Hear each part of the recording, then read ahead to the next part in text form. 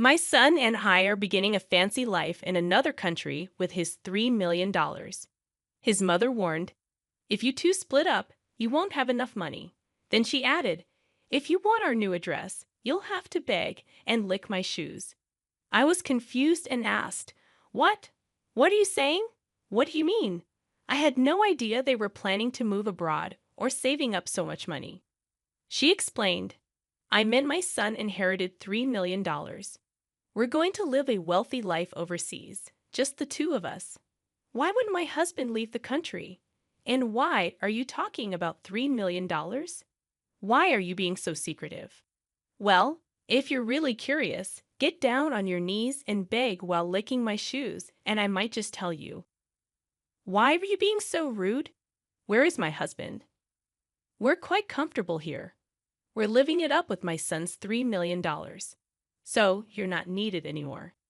I was shocked by what my mother-in-law said. How could my husband suddenly have $3 million and be living a luxurious life abroad?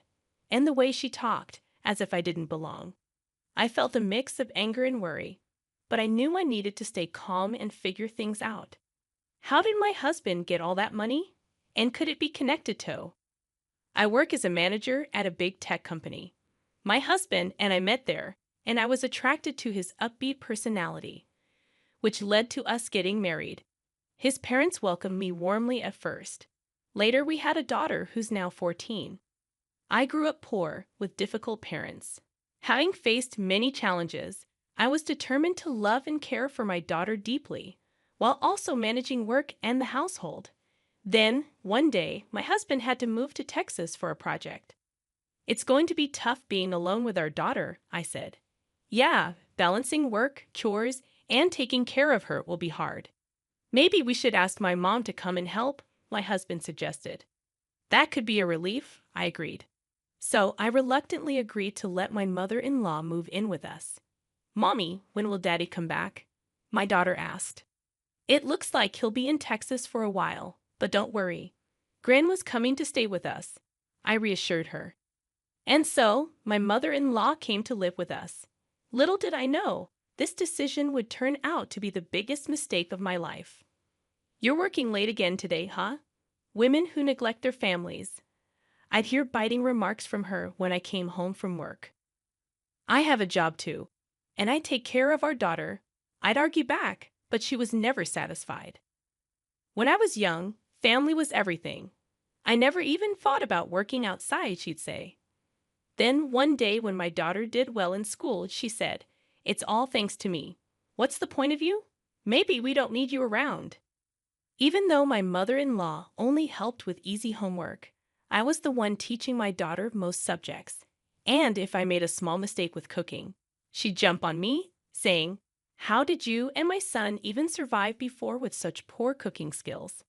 "I'm doing my best, and everyone has their own way of doing things," I'd snap back. My patience was running out. "She doesn't do her chores," she complained to my husband. "Mom, she's working too.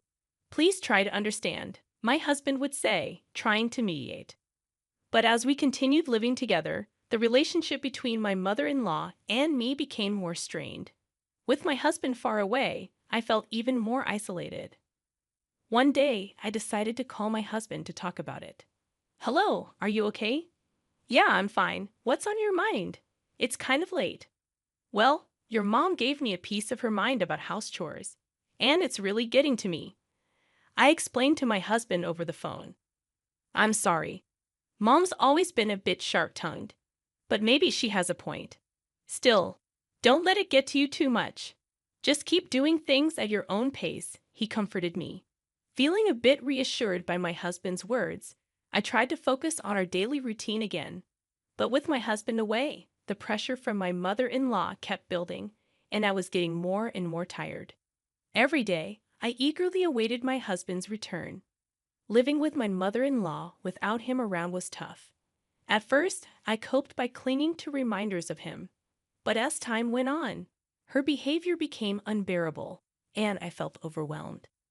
She criticized everything I did, from morning till night. Even when I made my husband's favorite rice dish, she coldly remarked, "This tastes terrible. Who'd eat this?" Whenever I took a short break, she'd scold me, saying, "How can a woman who can't even handle household chores take a break?" I never felt very confident about housework. With my husband, he just laughed off my mistakes. But with my mother-in-law, I felt like I couldn't make any mistakes. I think she treats me this way because she loves her son so much. She can't accept that he got married and moved away from her. This experience made me determined never to become an overbearing parent like her. One day, after treating myself to a small shopping spree at a local mall, my mother-in-law found out about it. When I got home, she was waiting for me at the entrance, furious. "How could you go out for fun when your husband isn't home? What about the household chores?" "I thought I needed a little break," I replied. "A break? In this situation, all this trouble is happening because of your incompetence," she scolded. After that, I hoped for a call from my husband. I thought hearing his voice might make me feel better, but what he told me was far from comforting. I have some bad news. My work in Texas isn't going well. I got into gambling, and now I'm in serious financial trouble. I've accumulated a lot of debt, he confessed. What? Are you serious? Gambling? In debt? This is completely unacceptable. What's going to happen to our future and our daughters? I exclaimed, feeling shocked and worried. "I'm sorry, truly sorry. I feel trapped right now, but believe me, I'll figure it out," my husband apologized. "How? How do you plan to fix this? How much do you owe?" I asked, feeling overwhelmed by the news. I always saw my husband as honest and sincere. He never seemed like the type to gamble. He was always on time for our dates, and when we lived together, he always came straight home from work. He thanked me for every meal I cooked or every load of laundry I did. His sincerity and honesty were what made me fall in love with him. But with him away and my mother-in-law's constant criticism, life felt unbearable. "I can't believe someone as useless as you married my son." My mother-in-law's words pierced through me, sinking my heart deeper into despair. Since my husband started working away, I've been constantly blamed and criticized by my mother-in-law. His recent confession about his debts and gambling only added to my despair. The weight of it all became too much to bear, and one night, I left the house and found myself crying on a park bench. Then, one day, my mother-in-law uncovered a secret from my past. During dinner, she used it against me. "So, I heard you used to work in a nightclub, huh? Shame on you for raising my grandchild after working in such a place," she sneered. "How did you find out about that?" I asked, feeling shocked and embarrassed. I was telling an acquaintance about how useless my son's wife is and showed them a picture of you. They recognized you. "Apparently, you weren't even good at that nightclub job," she taunted. In my past, fed up with a mother who never worked and always partied, I left my family home. Struggling for money, I found a job at a nightclub. It was before I married my husband, a secret I believed he didn't know. I was speechless. I never thought my mother-in-law would uncover this about my past, and she kept using it to attack me. "I can't believe someone like you is the mother of my grandchild. I'll tell my son and have you kicked out," she threatened. My despair deepened. It felt like everything I had with my husband, all the efforts I put in, and the future I dreamed of were taken away with her words. My husband's communication became scarce. I worried he started doubting and suspecting me. Alone in my room one night, I reflected on my life, meeting my husband, our marriage, and our current struggles, along with my mother-in-law's constant blame and accusations. I felt like I couldn't continue like this. "I can't take it anymore," I whispered, walking out into the lonely nighttime streets. The silence of the streets echoed my despair. My mother-in-law's words about my past, my secrets, and my present haunted me. Everything became a target for her criticism and blame. I sat on a bench in a park, staring up at the sky. Not a single star was visible. My heart felt just as dark. Suddenly, someone approached. "Mom, why are you here?" My daughter sat next to me, holding my hand. "Mom, don't let Grandma get to you. You work hard at an IE company and you've been through so much. You're strong." Thank you, but maybe Grandma has a point, I replied. Mom, Grandma's just stuck in the past. In today's world, you should be proud of any job you've done. I'm proud you worked at a nightclub, she reassured me. Really? Yes, because it shows you've always tried your best for us no matter the circumstances. Don't let Grandma's words control you. My daughter's words touched my heart, and tears welled up in my eyes. Mom, you're working hard in AITA now, right? That's amazing. I'll always be on your side, no matter what Grandma says. Gratitude flooded my heart. With my daughter's support, I felt hopeful that we could overcome any challenges together. Later, in my husband's study, I took a deep breath before diving into a pile of paperwork. I carefully went through each document, trying to uncover his secrets. Bank statements, credit card bills, loan agreements.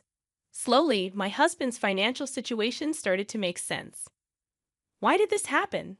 I discovered several receipts from gambling activities, horse racing, slot machines, casinos. It was heartbreaking to think about how much money he had wasted on these activities. Next, I turned on my husband's computer. The password was his birthday, but reversed. His inbox was overflowing with collection emails from financial institutions and messages from friends demanding repayment of loans. Additionally, I found a lot of promotional emails from gambling-related websites.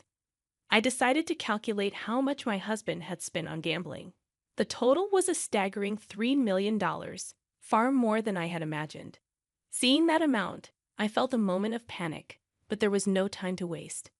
I started to plan how to secure funds to support our livelihood. I thought about my savings, the money we could get from selling our expensive electronics and luxury items at home, and the money I had saved from my salary. After that, I kept up with my investigation. Every day, I worked hard, reaching out to financial institutions to understand the extent of my husband's debts and obtaining his credit information. A few days later, I devised a plan. I started getting ready to build a life where I didn't have to rely on my husband or mother-in-law, and I also figured out a way to pay off his debts. Using my background in the IT industry, I decided to take on freelance projects. For several days, I built up a portfolio and signed up on a website for freelance jobs. Then, a few days later, I got my first request from a client. This will help a bit with our living expenses, I thought. In between working on projects, I went over our household finances. I canceled unnecessary subscriptions, cut back on unnecessary spending, and found ways to save on groceries. I managed to lower our daily food expenses as much as possible. Also, based on advice from local moms, I participated in a community yard sale.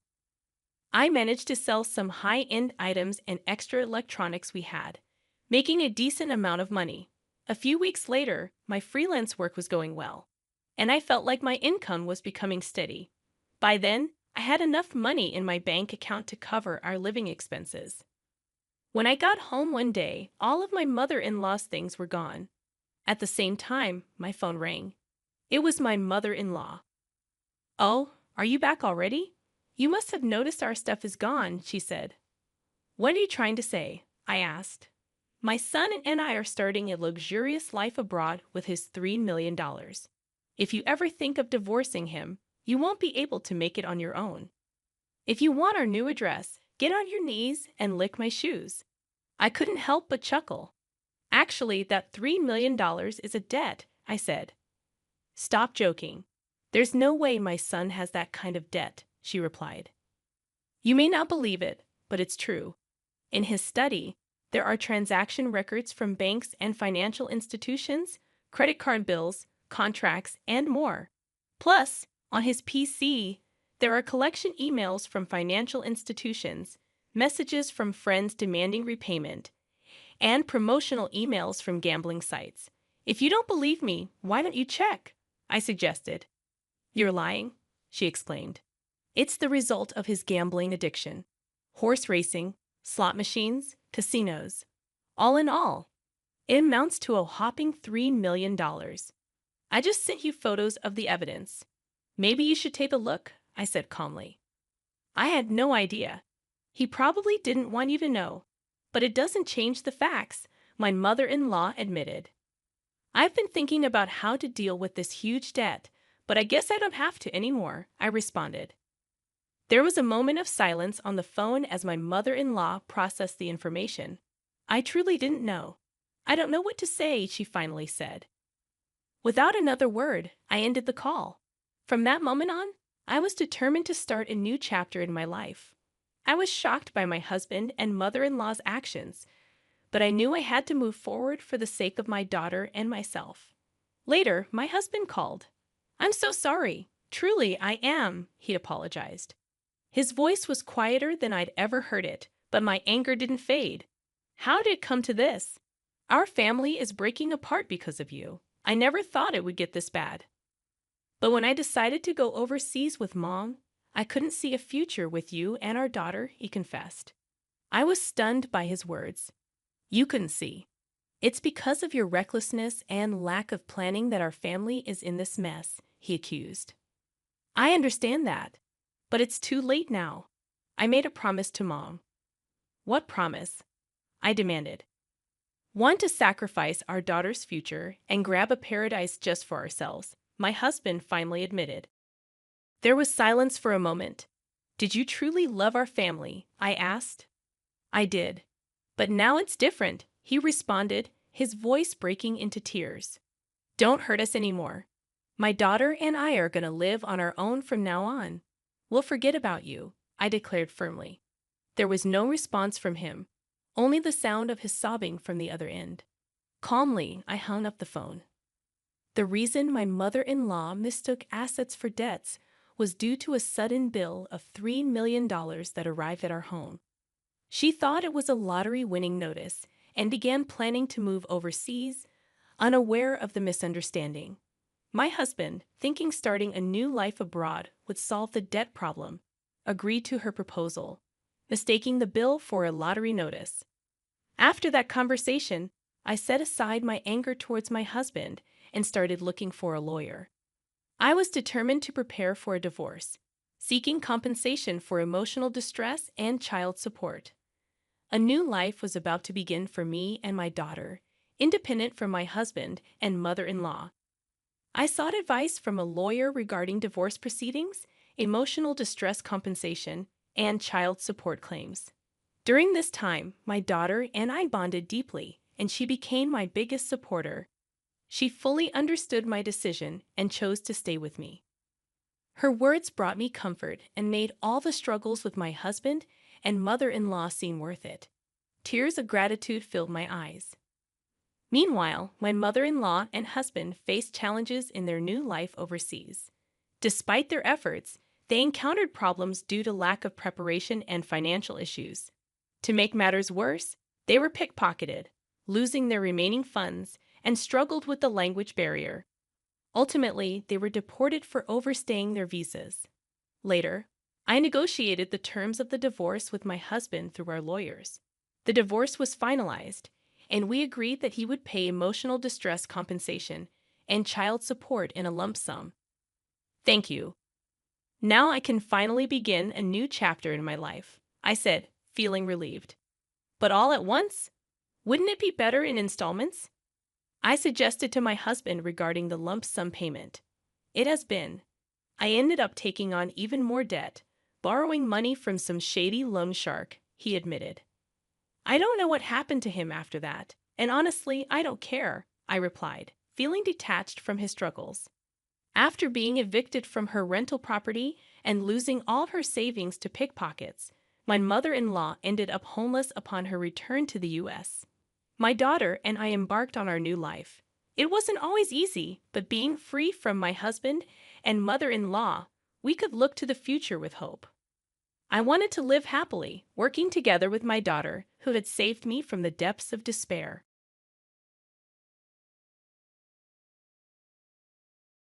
"You have to stay home while we go on our family trip because it's more fun without anyone else there," my mother-in-law said happily on the phone. "I might bring you back a souvenir if I remember." I was supposed to go on this trip with my in-laws and my husband, but now they were leaving me behind. Ever since I married her son, my mother-in-law, who really loves him, never misses a chance to say something mean or bother me. Staying home might be a problem, I said back, but my mother-in-law just laughed like she was making fun of me. Is it a problem for you? Just think of it as punishment for not doing what I say. Then she hung up. It's not a problem for me, it's a problem for you guys, right? My name is Jessica, and I'm 30 years old. I do housework and work part-time at the local supermarket. It's been 3 years since I married my husband, Mike, who used to work with me. Even though we worked in different parts of the company, we talked a lot before we started dating. What really brought Mike and me closer together was a party at the end of the year at our office. It was a big gathering with people from different departments. Luckily, I ended up sitting next to Mike. Since we were already friends, we talked easily. At one point, Mike had to leave for the restroom, and I was left alone. That's when a boss from another department, who had been drinking a lot, started bothering me, trying to get me to drink more. I didn't know what to do because he was a boss I didn't know well. Just when I was feeling uncomfortable, Mike came back. He saw what was happening and calmly took the boss away to another table. When Mike came back to our table, he asked if I was okay and joked about how the boss couldn't handle his alcohol. That's when I started seeing Mike in a new way, and I confessed that I had feelings for him. That's how our relationship started. Things went smoothly from there, and we got married 3 years ago. Even though we don't have kids yet, our marriage is strong and happy. Even though Mike and I are happily married, there's one big problem. My mother-in-law, who we're currently living with, when we first got married, we had our own apartment, but there was a fire in the building next to ours, and our place got flooded with water from the firefighting efforts. We had to leave because our apartment wasn't safe to live in anymore. We didn't know where to go, but Mike's mom offered for us to stay with them. We were thankful for the help and moved in with them. But things got difficult after we moved in. My mother-in-law, who already made mean comments sometimes because she loves Mike a lot, started nagging me more often. One weekend, for example, I had finished all the chores and was relaxing with a cup of coffee in the living room. When my mother-in-law came home, she started bustling around the house. Then she came up to me and said, "Jessica, you're not cleaning properly. You need to spend more time on it, and be thankful for your hard-working husband. As his wife, it's your job to support him. I can't believe you can't even do that much. If you're not happy, then you should leave right now." Honestly, I felt frustrated thinking, here we go again. My mother-in-law constantly criticized me, and it seemed like it happened almost every day. I figured the only reason she agreed to let us stay with them was because she wanted to be close to her son, Mike, again. My presence as his wife probably just annoyed her. "Mom, please don't be so hard on Jessica," Mike stepped in. "But there's some truth to what you're saying. Even though she works part-time, she shouldn't slack off on chores." Mike often took his mom's side, which sometimes made me wish he'd support me more as his wife. I never meant to neglect the housework. Even though I work 4 days a week, I always make sure to take care of our home and family of 4, even when I'm not feeling well. On the other hand, my mother-in-law, who's a homemaker, spends most of her time going out and having fun. Since we live in her house, I couldn't complain openly. I just try to be patient in this uncomfortable situation. Then one day, something unexpected happened. Mike suggested that we go on a trip, just the two of us. "Why don't we go to a spa resort next month? The busy season at work is over, and I need to use up some of my annual leave. I thought it would be nice for us to relax somewhere." A spa sounds amazing. I haven't scheduled any work shifts for next month yet, so I can take time off, I told Mike. After talking it over, we decided to go on a 2-day spa trip in the middle of next month. Since we planned to go during the week, we expected to have a peaceful and unhurried time together. I was thrilled about the trip and couldn't contain my excitement. Whenever I had a moment, I found myself researching our destination. Just as I was getting ready to book our stay, my mother-in-law said something surprising. "Jessica, I heard you and Mike are going on a trip. Why didn't you tell me?" she asked. Well, I stuttered, worried about how she might react. Then she said exactly what I feared she would. "Next month is my husband's and my anniversary. I was thinking of celebrating with a family trip. A fancy hotel would be nice." I really didn't want to go on a trip with my mother-in-law. Mike and I were planning on going by ourselves this time. "How about we all go together next time?" I suggested, hoping to compromise. But my mother-in-law wasn't having it. "It won't be the same if it's not this time. It's our anniversary celebration." Just as I was about to respond, Mike walked in from work. "Welcome home, Mike. We were just talking about the trip, my mother-in-law said enthusiastically. Oh, I'm excited, Mike said, seeming to agree with his mom. I wondered how she found out about the trip, but it seemed like Mike might have told her. Mike noticed my look and seemed a bit uneasy. Mom's really excited, so let's postpone our trip for another time. It'll be more fun if we all go together, Mike suggested. With Mike and his dad agreeing, I couldn't refuse going on the trip with all of us. Okay, next time of just BS, I promise, Mike said, looking relieved when I reluctantly agreed. Even though I wasn't happy about how the trip turned out, there wasn't much I could do about it now. At least I decided I'd be the one to pick the places we visit and the food we try. So I took charge of booking hotels and planning our sightseeing. Then came the day of the trip. I had packed everything the day before, so the plan was to wake up an hour before leaving, enjoy breakfast, and then head out. When my alarm went off, I stretched and called out for Mike, noticing he wasn't beside me. Then it hit me, he wasn't anywhere in the house. Could it be? I dialed Mike's cell phone, but there was no answer. When I called my mother-in-law's phone, she picked up right away. Oh, Jessica dear, what's up? Mike can't talk right now because he's driving. Where are you guys? I asked, feeling a sinking sensation. My mother-in-law responded casually, isn't it obvious? We're on a family vacation. It wouldn't be a proper family trip with an outsider like you, so you'll have to stay home. Maybe we'll bring you back a souvenir if we remember. I could hear the triumph in her voice. Stay at home? That's going to be a problem, I told my mother-in-law, but she just laughed mockingly. Oh, is it a problem for you? Just see it as punishment for not doing what I say. Then she hung up abruptly. I covered my face with my hands and shook my shoulders, but instead of crying, I burst out laughing. Well, they better enjoy their trip. They'll regret leaving me behind. I quickly went online and booked a nice hotel in the tourist spot we were supposed to visit today. Then I made a reservation at a restaurant where I could enjoy a delicious dinner, just for myself. After quickly getting ready and having breakfast, I felt ready to have some fun. All right, time for a good time, I said to myself as I grabbed my luggage and hopped on the train. I had done a lot of research on different tourist spots, and I was determined to have a vacation. It's a small tourist spot, so I might bump into Mike and my in-laws, but I don't care. They're the ones who messed up. I thought as the train approached our destination. From now on, I'm going to forget about my mother-in-law and Mike and just enjoy myself, I decided as I stepped off the train. I visited a cute boutique, had tea at a trendy cafe, and chatted with locals, thoroughly enjoying my solo adventure. As the day turned into night, it was time to check into the hotel I had booked, one of the top luxury hotels in the area. I felt like I needed to do something drastic like this to rejuvenate myself. As I walked towards the hotel's check-in counter, I heard a woman's voice causing a scene. Why can't we stay here? We're willing to pay. When I looked closer, I realized it was my mother-in-law causing the disturbance. Of course, they wouldn't be allowed to stay there because this wasn't the hotel I had booked for the four of us. From a safe distance, I saw Mike spotting me and calling out, Hey, Jessica, what's going on? We couldn't stay at the hotel you booked, so we have to find another one, but they're full. He came towards me, looking a bit angry, followed by my mother-in-law who seemed furious. Well, that's what happens when the person who booked the hotel isn't here to check in. It's a security rule. I did warn you, I said calmly. At that moment, they seemed to realize their mistake and exchanged surprised glances. Just as they were about to cause more trouble, hotel staff rushed over. It was quite funny to watch my mother-in-law being escorted out of the hotel, gently but firmly, by the staff. Remember this, we will stay in a place far more luxurious than this hotel, my mother-in-law exclaimed before she and Mike left. Feeling somewhat relieved, I proceeded with my check-in, leaving them without accommodation. Once I completed the check-in process, I was shown to my room.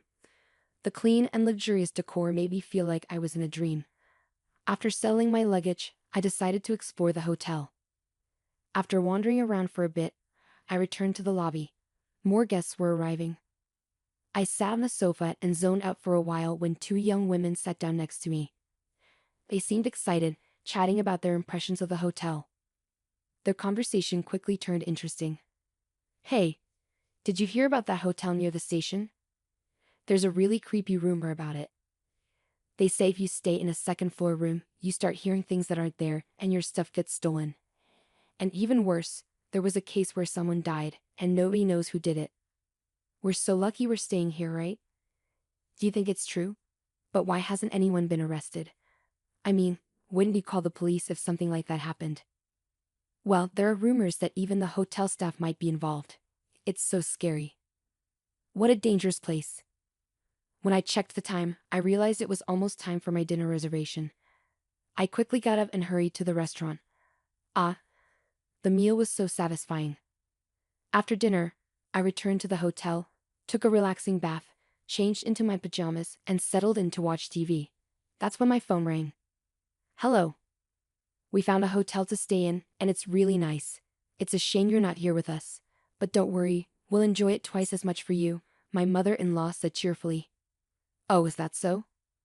Well, you're lucky to find a place at the last minute, I replied casually. Isn't it? It's quiet and relaxing here because there aren't many other guests around. Plus, it's so close to the tourist spot, and the hotel is gorgeous. I wonder why that is, my mother-in-law went on. That's when it hit me. Could it be the hotel near the station? Yes, that's the one. Why do you ask? She responded. I remembered the unsettling story I had heard about the hotel's bad reputation in the lobby before dinner. I think you should leave, I warned my mother-in-law. But she just laughed off my concern. Are you jealous that we found a nice place to stay? Well then, too bad for you. Bye. Once again, my mother-in-law ended the call without giving me a chance to respond. I didn't bother calling her back. I had given my advice, and that was enough. I switched off my phone. I didn't want my relaxation to be interrupted any further. I spent the rest of the evening leisurely and drifted off into a peaceful sleep. The next day, after checking out of the hotel, I visited the tourist spots I had missed the day before. I returned home as the sun was setting, feeling content. As I approached the house, I noticed light leaking out from the windows, indicating that the three of them had already returned home. I'm back. I announced my arrival in my usual tone as I opened the door. As I entered the living room, all three of them started talking at once, creating a commotion. I was taken aback but managed to calm them down. Then my mother-in-law began recounting the incident from the previous night. After they had all gone to bed, they heard sounds of wrestling and someone entering the room. Paralyzed with fear, my mother-in-law stayed in bed quietly while the intruder seemed to roam around the room for about 10 minutes before leaving without a sound. Feeling relieved, my mother-in-law eventually fell back asleep, only to wake up the next morning to find that all their belongings, including wallets and smartphones that were left on the desk, were gone. The only things left were the coin pouch and key holder that Mike had kept in his jacket's inside pocket. In a panic, they rushed to inform the hotel staff, only to be told, "You still need to pay for the room." Shockingly, the hotel staff didn't even call the police. Feeling helpless, the troubled trio used a coins mic to make a call from a public phone to a nearby relative, pleading for help. Luckily, the relatives arrived swiftly, covering the hotel charges and arranging for their safe return home. They promised to report the incident to the police soon. However, their frustration turned towards me. If only you had warned us more seriously to leave, we wouldn't have ended up in this mess, my mother-in-law scolded. That's right, Jessica, you bear some responsibility for this incident. What are you going to do about it? Mike added, joining in with his mother's scolding. But if my in-laws hadn't left me behind to go on their trip, none of this would have happened in the first place. I did warn you, didn't I? I responded honestly. Mike's face went pale. Shut up. You're just the wife. Don't get cheeky. We're getting a divorce. I can't put up with you anymore. I was stunned into silence. I quietly went to our bedroom, retrieved something from the cabinet, and returned to the living room to show it to Mike. Divorce? Fine by me. I don't need a husband who won't stand up for his mistreated wife, I declared firmly. Mike's face went pale. What I had brought out were the divorce papers I had asked a lawyer to prepare. I had been getting ready for this possibility. Maybe we should take some time to think about it, Mike stammered, but my mother-in-law saw an opportunity to push Mike towards the divorce. You should just get rid of such a terrible wife now. Your mom will find you someone better, she urged. Unable to go against his mother's wishes, Mike eventually agreed to the divorce. Well then, goodbye. Please enjoy your life with your beloved family, he said, breaking down. Ignoring Mike's emotional state, I left the house. Later, through my lawyer, I submitted the divorce papers, and the divorce was finalized. Despite Mike's attempts to reconcile, I ignored them all. Meanwhile, my mother-in-law, who had succeeded in getting rid of me, seemed happy for a while, but her joy didn't last long. The news of the divorce and the end of their living together spread throughout the neighborhood, and people who enjoyed gossiping quickly connected it to my mother-in-law's mistreatment of me, revealing her unpleasant nature. She began to face judgmental stares from those around her, and it seemed that finding a new wife for Mike was no longer a priority. I returned to my hometown and was able to find a new job thanks to a friend's recommendation. After everything I've been through, I have my fill of marriage for now. I plan to enjoy being single for a while.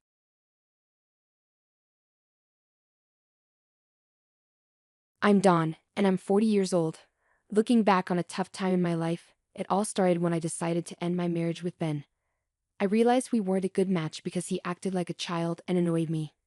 The idea of staying with him forever felt like too much to bear. But it wasn't just Ben who made me unhappy. His mom, Carol, also made my life difficult. Right from the start, she made it clear she didn't think I was good enough for her son. Her constant criticism and mean comments made me feel bad about myself and like I didn't belong in my own marriage. I remember many times when Ben's immaturity and Carol's meddling caused problems for us. There were evenings after work when I hoped for a calm time at home, but Ben would be busy playing video games, ignoring me and our shared responsibilities. When I tried to talk to him about it, he just brushed me off, saying I was making a big deal out of nothing. Ben, I had a really long day at work. Could you please help out with the chores? Can it wait? I'm busy playing this game right now. But that wasn't even the worst part. There was a time when you forgot our anniversary. I can't believe you forgot our anniversary, Ben. It was a special day for us. Oh, come on, Dawn. It's just a date. We can celebrate it another time. Then he invited his mother over without even asking me first. Why did you invite your mother over without talking to me? I was hoping for a quiet weekend together. She's my mom, Dawn. She can visit whenever she wants. Don't be so stressed about it. And let me tell you about our money situation. It felt like I was married to a kid. Ben, can we talk about making some financial plans and saving for the future? You worry too much, John. Let's just spend our money and deal with it later. These are just a few examples of how my marriage was falling apart. My concerns were ignored, my feelings didn't matter, and my needs were forgotten. It became clear that Ben's childishness and lack of caring were big problems in our relationship. Then there were the family get-togethers where Carol would always find a way to insult me in front of everyone. Her mean comments about my looks, job, and even my cooking really hurt. She seemed to enjoy making me uncomfortable while Ben usually pretended not to notice, too scared to stand up to his mom. Let me give you a few real examples of how she, just like her son, put me down and made me feel small. Example 1. Carol, I spent a long time cooking this meal for everyone. I hope you like it. Well, let's see if it's even good. I'm not sure I trust your cooking. Example 2. Carol, I found this dress for the event. I think it would look nice on me. Oh honey, that dress is too revealing for someone your age. You want to look silly to you? Example 3. Carol, please don't criticize how I raise my kids. I know what's best for them. Well, clearly you don't, or you wouldn't make such silly decisions. What's wrong with you? Example 4. Carol, I've been working hard to stay healthy. I'd like your support. Oh please? All that exercise and dieting won't make a difference. You'll never look as good as me. Example 5. Carol, I asked you nicely before. Please stop saying mean things about me to other people. I'm just being honest, dear. People should know what you're really like. These conversations show how Carol always put me down and said hurtful things throughout my marriage. Her actions caused a lot of stress and made it hard to find any happiness with Ben. I reached a point where I knew I deserved better than this toxic situation. I made the tough choice to file for divorce, wanting to break free from the constant emotional pain I'd endured for too long. The courtroom became a place where I had to explain to the judge why I wanted to end the marriage, talking about how it had hurt me. When the legal process was over, I felt a bit lighter, like a weight had been lifted off my shoulders. But then something unexpected happened. My ex-mother-in-law, Carol, couldn't hide her happiness. She stood up in court looking thrilled, and said she'd finally gotten rid of me and won her son back. I've won. I finally won. Hearing her say that made me furious. How could she be happy about my pain and the end of my marriage? I couldn't hold back my anger. I told her exactly what I thought of her, calling her out for being a mean and spiteful person.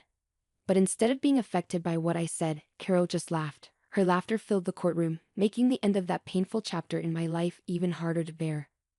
It was a scary reminder that some people feel like they win by hurting others, and her joy only made me more determined to move past the toxic situation I'd been in. Leaving the courtroom behind, I decided to take back control of my life and find the happiness I deserved. Carol's laughter reminded me of the battles I fought and the strength I'd found in myself. I wouldn't let others' judgments or cruelty define me anymore. I was determined to rise above the negativity and embrace the freedom waiting for me. With every step forward, I started a journey of healing and self-discovery. The path ahead wasn't easy, but I faced it with determination. I knew finding happiness wouldn't be easy, but I'd grown stronger from the struggles I'd faced. It was time to leave behind the drama and pain and look forward to a future full of hope and self-love. But unfortunately, the story doesn't end there. It seems like trouble just keeps finding me. Remember when Carol was gloating about winning? Well, she thought she'd get something out of it, but she never did, and she never will. You see, she believed she'd finally get her hands on a prized family heirloom she'd envy for years. What she didn't know was that I held the key to her dreams. It was a stunning diamond orchid necklace, passed down through generations in my family. Its beauty and rarity made it incredibly valuable, worth millions of dollars.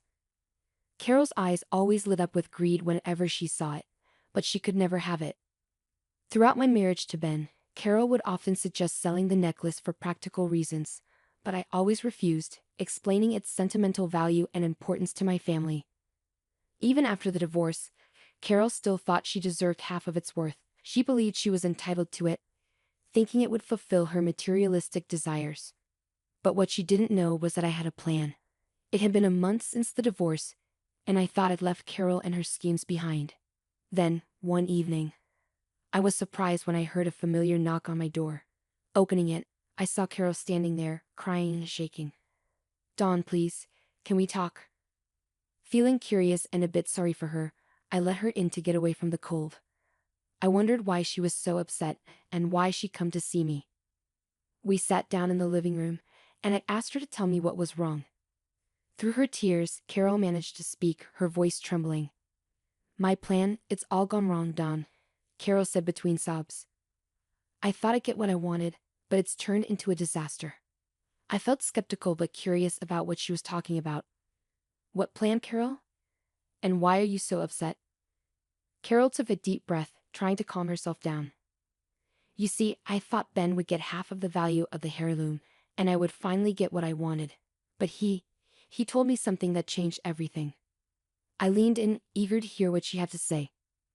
"What did Ben tell you, Carol? Please tell me." Carol wiped away her tears, her voice sounding regretful and surprised.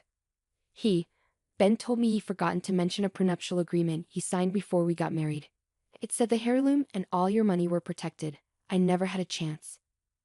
I couldn't help but laugh, feeling a mix of relief and triumph. "Oh, Carol, I've been waiting for this moment. I always knew your schemes would backfire." Carol's face turned red with embarrassment and anger.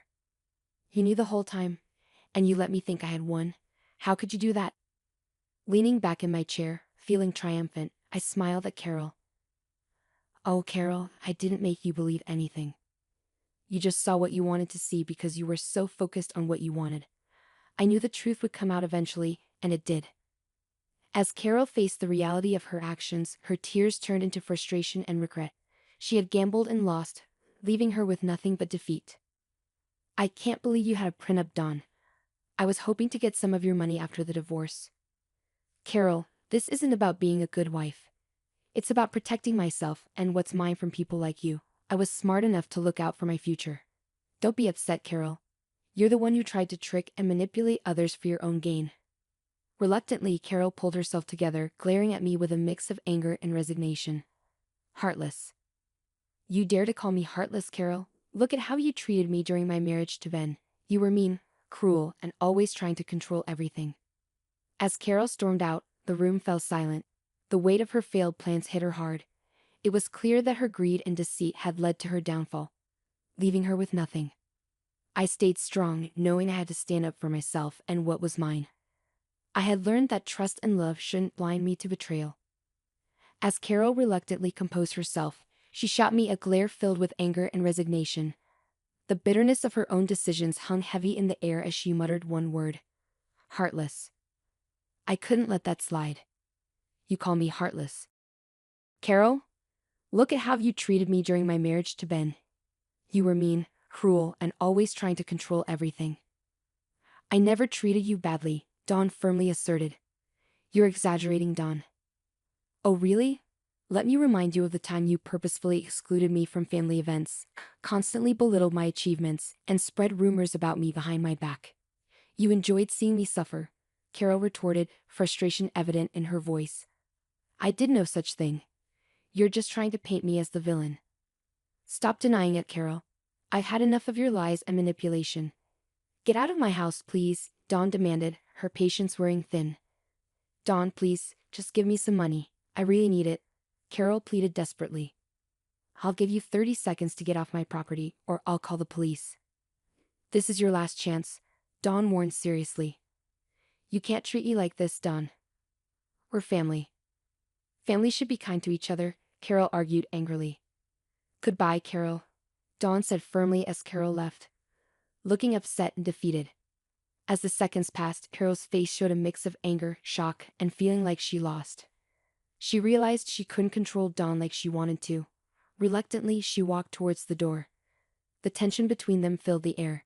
Carol gave one last look before leaving, stepping into an uncertain future and facing the consequences of her actions.